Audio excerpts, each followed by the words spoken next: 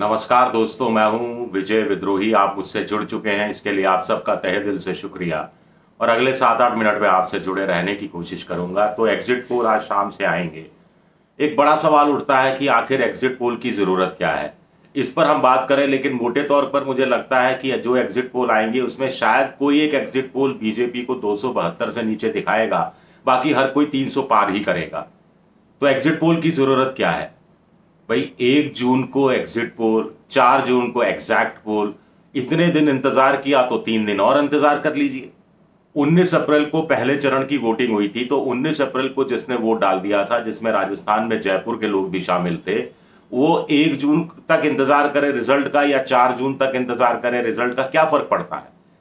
तो exit poll होते क्यों है? एग्जिट पोल क्या कुछ पोल वालों के लिए, पोलस्टर के लिए पैसा कमाने का जरिया है? क्या टीवी चैनलों के लिए पैसा कमाने का, पैसा बनाने का जरिया, अपनी चैनल की टीआरपी को बढ़ाने का जरिया है? या ये खामखा की एंजाइटी पैदा कर देते हैं 2 दिन तक ऐसे लोगों में जिनके दिल कुछ कमजोर भी होते हैं? या फिर ये सत्तारूढ़ पार्टी को इशारा कर रहे होते हैं कि भाई देखिए त्रिशंकु बन रही है, जुगाड़ कर लीजिए, घोड़ा मंडी सजा लीजिए, हॉर्स ट्रेडिंग कर लीजिए, छोटे दलों पर डोरे डाल लीजिए? या फिर क्या मकसद है? क्योंकि एग्जिट पोल में जो दिखाया जाएगा उसके बाद चुनाव तो बदल नहीं सकता। जो ईवीएम में कैद हो चुका वो हो चुका। तो मुझे कभी कभी लगता है कि एग्जिट पोल की आखिर जरूरत क्या है। और वैसे भी जो पॉलिटिकल पार्टियां हैं वो एग्जिट पोल अपने अपने कराती रहती है, और वो पोल ज्यादा ईमानदारी से होते हैं, क्योंकि ऐसी पॉलिटिकल पार्टियां जिनको ठेका देती है, अगर उनका एग्जिट पोल गलत निकला तो कल को धंधा मारा जाएगा उनको, कोई भी पॉलिटिकल पार्टी उनको हायर नहीं करेगी। फिर हर चरण के बाद एग्जिट पोल हो रहा है, उसका डाटा आता रहा है। अब क्या जरूरी है कि हम कैसे कह दें कि वो डाटा लीक नहीं हुआ होगा, वो पॉलिटिकल पार्टियों को डाटा पता नहीं हुआ होगा?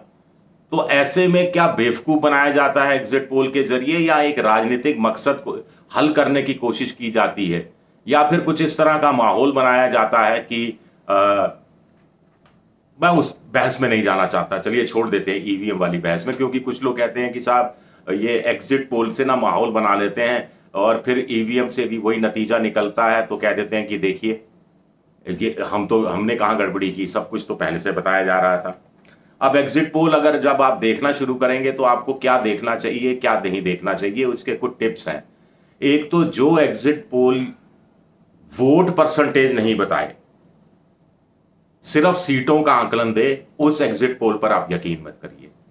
क्योंकि वोट परसेंटेज पहले जुटाना, उसको आधार बनाना जरूरी होता है। बिना वोट परसेंटेज के आप किस पार्टी को कितनी सीटें मिल रही हैं इसका कोई अंदाजा लगा ही नहीं सकते। कहने को तो कुछ लोग कहते हैं कि वोट परसेंटेज को सीटों में ट्रांसलेट करना बहुत मुश्किल होता है, और ऐसे में आप वोट परसेंटेज नहीं बता रहे, सीधा सीटों का आकलन बता रहे हैं, इसका मतलब गड़बड़ है। ऐसे एग्जिट पोल मत देखिए। दूसरा, अगर एग्जिट पोल का सैंपल कुछ हजार है तो आप उस पर यकीन मत करिए, क्योंकि इतना बड़ा देश है, 543 कॉन्स्टिट्यूएंसीज हैं, 97 करोड़ वोटर है, 62 करोड़ वोटर वोट डाला है, और उसको अगर आप 10,000, 20,000, 25,000, 50,000 का सैंपल साइज लेकर निपटाने की कोशिश करते हैं तो बहुत मुश्किल हो जाता है कि आप सच्चाई के इर्द गिर्द भी, करीब भी पहुंच सकें। आप तुक्के मारेंगे, तुक्कों में आप सफल भी हो सकते हैं, असफल भी हो सकते हैं, क्योंकि इतना बड़ा देश, स्टेट टू स्टेट अलग ढंग से वोटिंग, जातीय समीकरण, कहीं धर्म चल रहा है, कहीं नहीं चल रहा है, कहीं कोई संविधान बचाव वाला नैरेटिव चल रहा है, कहीं नहीं चल रहा है, तो अंदाजा लगाना मुश्किल हो जाता है। इस बार कहा जा रहा है कि इंडिया टुडे का एक्सेस माई इंडिया ने 15 लाख का सैंपल साइज लिया है, तो उसकी क्रेडिबिलिटी थोड़ी सी बढ़ जाती है। अब ये भी जरूरी नहीं है कि जिसका सैंपल साइज बहुत बड़ा हो वो सच्चाई के करीब चला जाए, या सैंपल साइज छोटा हो वो सच्चाई से दूर हो जाए। असल में ये कहानी ये देखी जाती है कि सैंपल साइज में सत्यता कितनी है, कितनी सच्चाई के साथ सैंपल साइज लिया गया है, उसका प्रतिनिधित्व क्या है, महिला वोटों का प्रतिशत कितना है, युवाओं का कितना है, किसानों का कितना है, दलितों का कितना है, ओबीसी का कितना है, मुसलमानों का कितना है, आदिवासियों का कितना है, अर्बन क्षेत्र का कितना है, ग्रामीण क्षेत्र का कितना है, बीपीएल वालों का कितना है, गरीब महिलाओं का कितना है, अमीर महिलाओं का कितना है। शहरी क्षेत्र के जो अमीर लोग हैं उनका परसेंटेज कितना है आपके सैंपल साइज में, उसका अगर सैंपल साइज सही है तो ही आपका जो एग्जिट पोल है वो ज़्यादा सही हो सकता है।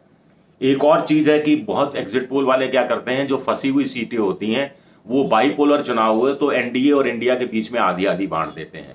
ये भी गलत तरीका है। फंसी हुई सीटों में से अलग से एग्जिट पोल कराया जाता है फिर, कि जो फंसी हुई सीटों में से कुछ फंसी हुई सीटों को अगर कोई चुन ले और उसका अलग से गहराई से एग्जिट पोल कराए तो फिर अंदाजा सही लगता है थोड़ा थोड़ा सा, नहीं तो आधी आधी बांटने से काम नहीं चलता है।